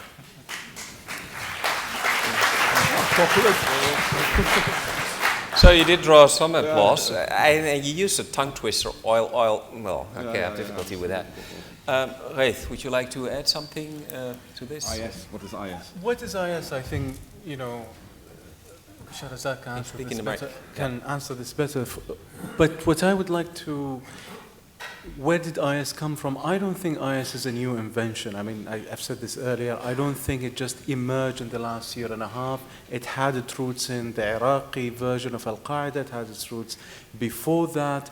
But in terms of the foreign fighters fighting, I remember in 2012 I was in Aleppo and there were a bunch of Chechens. You know, they were calling themselves Turks, but they were Chechens, they were as a Saudi, they were Egyptians, and they were all fighting there. But at that time, they were not evil guys. You know, they were not even condemned by the way. They were allowed to go in and fight. Now, eventually, the Chechens became the nucleus of the Jaish al-Muhajirin allied itself, and Omar Shishani arrived and became all part of big IS. So, what is IS? I personally don't think it is one monolithic, you know, concept. It is a hardcore of an organization that had its roots in Al-Qaeda probably, or something else. But around that, we have, you know, 50 or 70 shades of gray of different multitude of units fighting for different causes. Some are local, some are international. The description of, you know, Shahrazad was brilliant about why people go there and fight. And this is also true about the foreign fighters fighting there, but it's also very true about the locals fighting there. Why do they fight for IS? You know, they're the good guys. They're the tough guys on the block. They're the people who are actually managed to achieve a victory in a Middle East long history of defeats. You want to associate yourself with something that is giving you power. So there are so many different reasons, and I think part of the mistake that's happening in this whole argument now is thinking, or at least from the American kind of perspective, thinking of IS as this one solid organization, you know, coming, marching down from the So we now... Can I just very quickly add... 1 minute, because I just would like to give some others opportunity. Yeah? Or you... I'll do in 30 seconds. Okay. It's just to pick up on Ghaith's point about it not being a monolith, is that it really is, to use a military term, it's like, it operates like a force multiplier. It will take existing battalions, existing groups, and say, look, we have money, we have resource, we can give you capacity, give us bayah, and we will help you, provided you fight in terms and in line with our objectives. And so it has the ability to scale up very rapidly and then to scale down again as needs be. And I think that feeds in entirely with what Ghaith is saying. I have to disagree. One soundbite. One soundbite. Also to add to that, it's different from Al-Qaeda in Afghanistan, which was a very strong, hardcore organization, monolithic. IS in a certain way is very similar to the Taliban, which had a core and then allowed itself to build different networks of fighters. Okay, thanks for this nuance. We go to another round of questions. We have one more question on the balcony at the right. On the balcony? Right. Yes. Oh, okay, up there. Right, thank you. My name is Eric Stelwagen. I'm unaffiliated. I have more of a personal question. No one is affiliated in this whole hall. How is that possible? It's more of a personal question for Mr. Shiraz Maher. You were part of a jihadist movement. I wondered what attracted you to this movement and what made you fall from your belief. Okay, I've been neglecting this group, but if there's no hands, then it's okay. No, there's no hands here, and then we move to, well, we first move to the gentleman over here. My name is Bashar al-Bandar from the Embassy of Iraq. I noticed that our distinguished speakers, they did not actually mention that there is a sectarian war actually going there. What is the main motivation for a group like ISIS going to fight for Syria? The meaning of jihad in Islam, it means the holy war against the disbelievers, the unbelievers. But in Syria and also in Iraq, we see the way they talk. Sorry, you know I'm a little bit strict even on you, my good friend. Can we have a question? Yes, my question comes. We have been following the newspapers here in the Netherlands regarding people going to join ISIS, some of them in The Hague, in other parts of the Netherlands.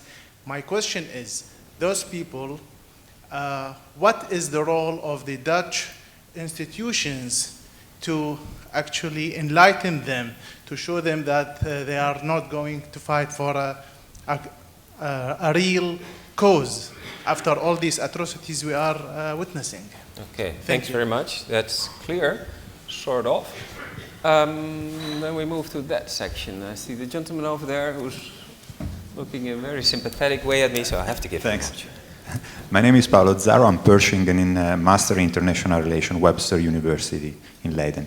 And the question is to Mr. Maher, going back to the domestic jihadist, is to what extent the Muslim community in Europe could do something about it. And very shortly, I think that you said, if I understood correctly, we are too late. We should have done something in Syria. I bet that if we have done something in Syria, like many other times, many people would be on the street to complain about this. There is always a reason to complain. So people are ready to complain when Israel attacks Gaza. I haven't seen anybody to demonstrate against the fact that in Syria there were 100,000 people dying. So my question is, can the Muslim community do something more to avoid the radicalization and to help the de-radicalization That's very of clear. the It's sort of a people? call Thanks. for demonstrations. I can't support that from here, of course. We go there, the gentleman over there with the glasses. Yeah. And a nice jacket. Yeah, Could you stand up, please? I'm Yunus Lutfullah Kurt from Iraq. My question is to Mr. Abdul-Ahad. Do you think that the problem in the area can be solved by the people of the government itself in the area, or should be the support from the international community? And if you think that it should be some support, which kind of support should be to solve the problem in the area? And do you think also that's a very old area that get a new life cycles? Because this is not a problem of the ISIS, it's a problem of the ideology, I think. Okay, thanks very much. Very smart. He asked 3 questions and strung them together. Let me see. Anyone waving fanatically? I think I see a lady there in a red pullover. It's always good to wear something bright when you want to ask a question. Thank you. Marloes van Noordau, Tilburg University. I have a question for Mr. Maher. So you spoke about the role of social media. In the UK, it's a criminal offense to glorify terrorism. In the Netherlands, there's been a party advocating to make this a criminal offense here as well. And I wonder, do you think this is a solution, or how has this worked in the UK so far? Thank you. Okay, then one last question for this round. Yeah, way in the back. I mean, you can hardly see anything, so at least you can ask a question.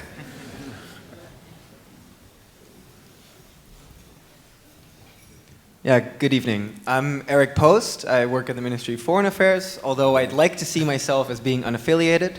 And also, let me repeat what Ernesto said in the beginning. None of these viewpoints represent any official part of the ministry, but are solely my own. Okay, your question. Well, I'm curious, and Mr. Maher and Edwin Bakker, why are we still considering boots on the ground, bombing, arming, sending ammunitions? We've tried this in the past, at least in Korea, Afghanistan 1, Afghanistan 2, Iraq 1, Iraq 2, Libya, Burma, etc. We know this doesn't help. Why are we doing this if it doesn't address any of the root causes? That's the question. Okay. Well, you did mention Korea, huh? But I think we have to go back to the history books to see that it did have some effect there, I believe. Might be mistaken. Then we go to the panel here. We have quite a number of questions for Shiraz. I hope you remember them. I've written them down. You're better than I. Okay, please, go ahead. I'll take them in the order they came. So, in a nutshell, why did I join Hizb ut-Tahrir? Why did I leave it? I mean, wow, it's a big question. We could be here all night. So I'll give you the real kind of bite-sized version. I grew up in Saudi Arabia. I was there during the Gulf War for a little bit, and then we left. But the point was, afterwards, I noticed a real sort of a discussion, public discussion about politics that never used to take place in Saudi Arabia. And that discussion was about the role of non-Muslims, particularly of the United States, having military bases on the Arabian Peninsula, on Jazirat al-Arab, in terms of, is this allowed? Is it forbidden in Islam? And to put it bluntly, the overriding view in Saudi Arabia was that this is absolutely forbidden. And so there was a real sense of hostility towards the United States, the view that the United States was a malignant power within the Muslim world, and that this was a power attempting to colonize Muslims in the way that the British had done so previously. And so that didn't really change much for me, other than the fact that it's in my head. But when September the 11th happened, I immediately connected the dots, and I said, okay, this is payback, this is blowback. I'll be very honest in saying at the time, my genuine opinion was that the United States deserved it. And so what happened was that I went to the mosque. I was not a practicing Muslim, I was basically an atheist on September the 11th, but I wanted to know what Islam said about this issue. And I was a young man at the time, and I'm also struggling with these issues of identity and where do I fit into society. I went to the mosque, met some members of Hizb ut-Tahrir who were very eloquent, very intelligent, had a panacea solution, just like the people who are interested and attracted to the Islamic State today. It's a one-size-fits-all solution. Khilafah, it will resolve all the problems of the Muslim world. So, for a young man, that's a pretty seductive thing. And all the things I see playing out today with the people who go and join the Islamic State were the very things that attracted me to join Hizb ut-Tahrir. There's a new history that's about to be made. The United States is about to launch a war on Islam. We can defend Islam. We can defend Muslims against Islam. We need to be part of this new history. So you want to be part of that. If you're not a young man who wants to take over the world, there's something wrong with you. This is basically part and parcel of being a kid. So I joined the Hizb at that point. And that's what took me in a very dogmatic fashion. It was really the politics of the moment rather than the religious aspect. But I think the question was also, why did you leave? Yeah, so why did I leave? Okay, I became very religious within the movement, though. It should be said. And when I left is basically the fact that after 4 years of being in the group, I began to start to read more broadly. I wasn't just reading Hizbi books or the sort of other Islamist books from Qutb or Maududi. I began to read more broadly what Islamic theorists had said. And once you begin to challenge dogma by looking at plurality, by accepting shades of grey, by accepting nuance, you don't have to believe in all the other things. You just have to accept that there exists a middle ground. And once you realize that, you realize dogma and fanaticism has to collapse in and of itself, and it's very, very fragile. And so for me, it was very dramatic, it was very sudden, but I realized I had to leave the Hizb because I couldn't subscribe to a view of Islam that was binary, that was us versus them, that was Muslim, non-Muslim, Dar al-Kufr, Dar al-Harb, and these kinds of things. It was very simple that Islam is a huge thing, and it has many currents within it, and you can find your own sort of way within. And so I came out of the Hizb. Just to give you a very quick answer to that. What can the Muslim community do was the second question. What more can the Muslim community do to resolve the issue of foreign fighters? Well, look, I think the Muslim community today, I speak about Britain because I don't know the European situation so well, but the British one I do know. We're in a very different place to where we used to be in the immediate aftermath of September the 11th. The Muslim community is now a lot more aware of these issues. It's a lot more guarded. It has really built capacity in the old kind of organizations or institutions. Look at Hizb ut-Tahrir, for example. It's finished in the UK. It doesn't exist. It doesn't have the power that it used to have before. Groups like Muhajirun don't have the power they used to have. So there has been community pushback. But I think Syria was very unique, was very exceptional in a number of cases. One is the sense that all these guys who are going, they're going completely without any input from their parents, from the mosque. They get up and they go, and it happens very dramatically because of the role of social media, which was one of the other questions that was asked at one point. So it's the potency of that effect that makes them go. The other thing is, it was a lot harder. You could make a case before, say, well, look, you're British. You're angry about the fact that British troops are in Iraq fighting this war. That's okay. Be angry. Be very angry. Write to your MP, lobby Parliament, demonstrate. You could try and engage them in civic kind of activity. But in the Syrian context, it was very difficult to put up a counter-narrative, particularly in the early stages, against the brutality of the Assad regime. And the point was, it wasn't just Muslims that were angry. The Western world was saying, Assad is a tyrant. Western governments, we've been discussing it, said, this guy has to go. We're never going to do business with him. We're never going to talk to him again, which personally I think is the right position to hold. I disagree with Edwin on that we should talk to him. He should never be spoken to. But that was the reality of what took place. So it was very difficult to put a counter-narrative. Now you can put a counter-narrative. You can say to these guys, okay, you want to go to Syria, you want to fight in this, who are you going to fight? You're going to fight Jabhat al-Nusra? You're going to fight Ahrar al-Sham? Like, what is it that you're going to be part of? You're going to spend most of your time fighting other rebel groups. And you can sow the seeds of doubt in the minds of these guys about what they're doing. And then the final question was on the glorification of terrorism law in the UK. It's a very vague law. You know, with all criminal public prosecutions, there's the public interest test. And based on that public interest test, there's been very, very few prosecutions based around the glorification of terrorism. So if your question really was how effective has it been, I would say not very.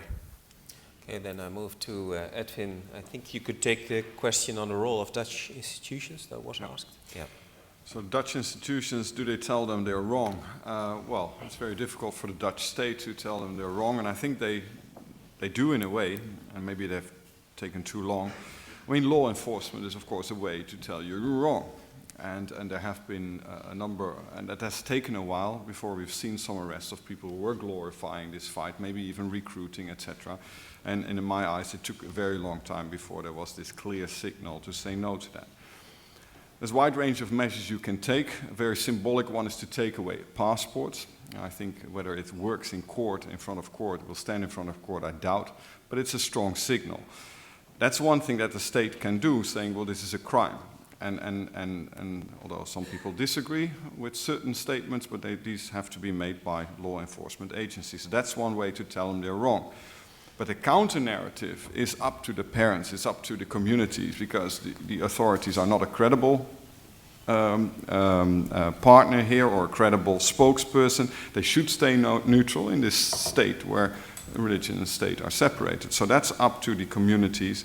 But the state, by way of law enforcement, has to draw the line. And I've been quite firm on that. I think we should have drawn the line earlier and have been clear about a number of people. You cross that line and you have to face a serious consequence, because the stuff you're doing is very serious as well. And there has been a lot of reluctance there, and I think a lot of people now looking back at it are sorry we didn't do that before. And I think you might agree on that. We had let this go too long. Then there was another question earlier about we do not work on root causes. Well, I'm not sure what the root causes are. I think this is already a highly complex conflict. Tell me what the root causes are. I'm not sure. And if we want to work on that, how long can you work on that and let everything happen? And you gave some examples that didn't work. I'm not sure they didn't work. I heard a number of cases. I'm not sure what the alternative was. You know, a North Korea or Korea People's Republic that stretches all the way to Busan. That would not be my idea. And if we take Bosnia or take recent case of Mali, I'm very happy that there are a number of forces like the French, together, by the way, with regional forces like Chad and Mali, talking about local partners not being able to do something. If the Chadian army, I'm not sure if you pronounce it that way, and the Nigerian army can do something, I'm actually quite surprised how they manage. So Mali, northern Mali, is an example, a very recent example that gives me some hope that there are cases where violence can stop certain groups.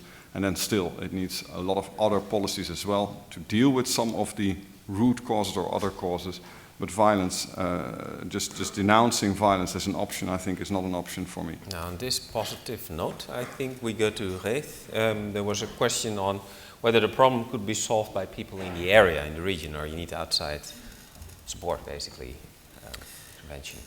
I mean, whenever I'm asked about the people in the area can solve the problem and the people outside, I think, yes, of course, the international community is a fundamental partner in this, but it has to work in different ways. So not only by, working on Assad or working on the ISIS solving the problem, but also working on the root causes of the problem.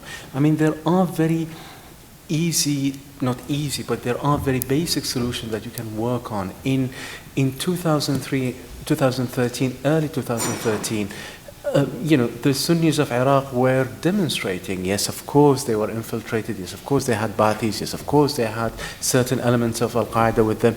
But they were demonstrating. I mean, when was the last time the Sunnis of Ramadi were demonstrating in history? So that was a possible moment where a solution could have been found. So I think isolating the Sunnis of Iraq, the cause of the frustrations of the Sunnis of Iraq, from the causes of ISIS. Another thing, the Sunnis of Iraq for 2 years were fighting or demonstrating or kind of raising their voices against the Iraqi government, which is, Shia. So, in Syria, there was also a Sunni insurgency really across the border, but there was never a mixture of these two civil wars or these two conflicts. The Sunnis of Ramadi didn't go to Deir ez-Zor, or Deir ez-Zor didn't come. It's only when ISIS just did the sweeping attack on Mosul, suddenly the two conflicts became one conflict. And suddenly, of course, the Sunnis of Iraq decided to make another strategic mistake of kind of joining hands with ISIS. But the two conflicts are not the same. Separating them is a way. And this is something for the international community to go work and find a solution and broker a sort of settlement in Iraq. And I think this is how we can partner between. But to go and just pay money and create another militia, I agree with you about monopoly of power and of violence. To create another militia of a Sunni Iraqi militia that would go fight ISIS on your behalf, I don't think that's a solution that can, lead anything. Now, I think we're coming to an end, but something I've not done before, which is if no one has to catch a train somewhere else, is afraid to miss it, I will allow for 2 more last very short questions, which has to be 1 sentence without commas. The lady behind, at the back. Hi, I'm Cecile Landman. I did for about 10 years a network with Iraqi bloggers. I saw your first blog, I think, some time ago. But my question is about Turkey. What is the role of Turkey in What's the all role of this? Turkey? Thanks very much. That's 1 sentence. 1 question. Then I allow for 1 last one. I think I saw one here. There, the gentleman over there. So that has to be the best question of the night. Huh? Big responsibility. My name is Vincent Vrijhoef. I'm the one behind the tweet earlier. My question is for Ghaith. Don't you think ISIS will collapse because of the internal struggles and the differences in what they want to achieve? ISIS consisting of different entities. Okay, thanks very much. So that's the very active Twitter person. So we first go to the question on Turkey and then to the last question whether ISIS will collapse, because maybe we have a positive sort of ending on that, maybe not. So question the role of Turkey, very short, a short statement. I think Ghaith would do. You live in Turkey. I live in Istanbul, but I think very very the role short. of Turkey. 2 lines. They're playing a dangerous game. They have allowed a lot of things to happen on their side of the border, and they have already witnessed a number of attacks. And I think we should be a little bit tougher on Turkey, saying, you know, what you're doing, you're allowing all these people on the other side of the border to facilitate foreign fighters. Why don't you do more? Turkish will say, why don't you do more to make sure that less people are going? What do you do about PKK? So they probably always have this counter argument, but this is not a time to play these kind of games. They should be, and they are possible to do a lot more to make sure that these people don't get so easily to Syria. And to give you an example, just one thing. One thing I'm really outrageous. There's this student of mine, his brother is going to Syria, it's right in the newspapers, and the guy can just go by car all the way to Syria. How on earth is that possible? You drive all the way to Turkey. I'm sorry, but maybe that's because I'm close to this guy, but the Turks should do a lot more. Thanks very much. And Ghaith, please. Well, yesterday we were joking, me and Shiraz, about, you know, what would happen if the Islamic State kind of established an actual Islamic State. And I think the first thing they would do, as any typical Middle Eastern country, is they split and fight each other. So I think this is a potential, you know, because the Islamic State are made of all these different forces, these different elements. The moment there is a context, you know, the kind of the leadership is debated. The Khalifa is not a Khalifa. There is another Khalifa. Then you see a split between different elements. So I don't think it is a state of institutions. So yes, possibly that is a very possible thing. It will split, but splitting is not a positive thing, because there was one Al-Qaeda in Afghanistan in 2001, and now the ideology of Al-Qaeda spread all the way from Nigeria to Malaysia. So splitting the Islamic State may not be your best option, but it is a quite possible thing. And then we end with a final comment by Shiraz. Well, actually, on that front, then actually, maybe I'm going to be the optimist rather than the pessimist. I don't think it would break up, actually. I think they do self-purify. The issue yesterday was when we were discussing, saying, give them time. They have institutions set up. Those institutions will mature over time. They've set up an alternative civil society and provision of services. So I actually think the Islamic State, it kills its opponents, and that allows it to self-purify. It is... by its own admission, it says its successes have been a result of the fact that it's more disciplined than its opponents. It operates a more rigorous structure. I know we talked about this kind of diffuse elements around the edge, but the core is very much the core, and it is strong, it is united, it is quite unprecedented, actually, in terms of what they've achieved. So I think it is here, it is definitely going to persevere and persist for quite some time, that if we reconvened in 5 years, there'll still be an Islamic State of some sort that will exist in some shape or form.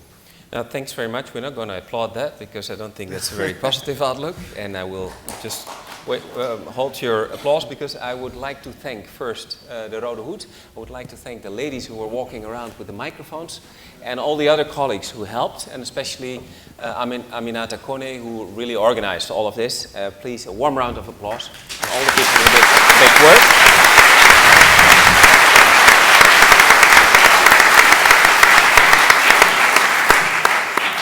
And if possible, even a bigger applause for the speakers of tonight, Shiraz. Thanks very much.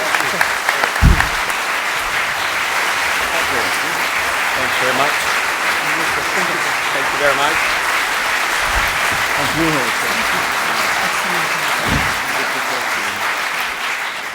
Now we'll see you again in 2 months. You will get a notice. Everyone is on the mailing list now, and many more.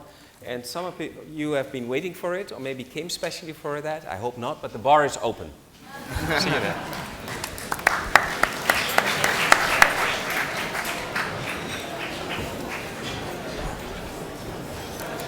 Shiraz, I was so tempted to say Baqi. I was going to say Baqi, and then I thought, if I say it, you have the option.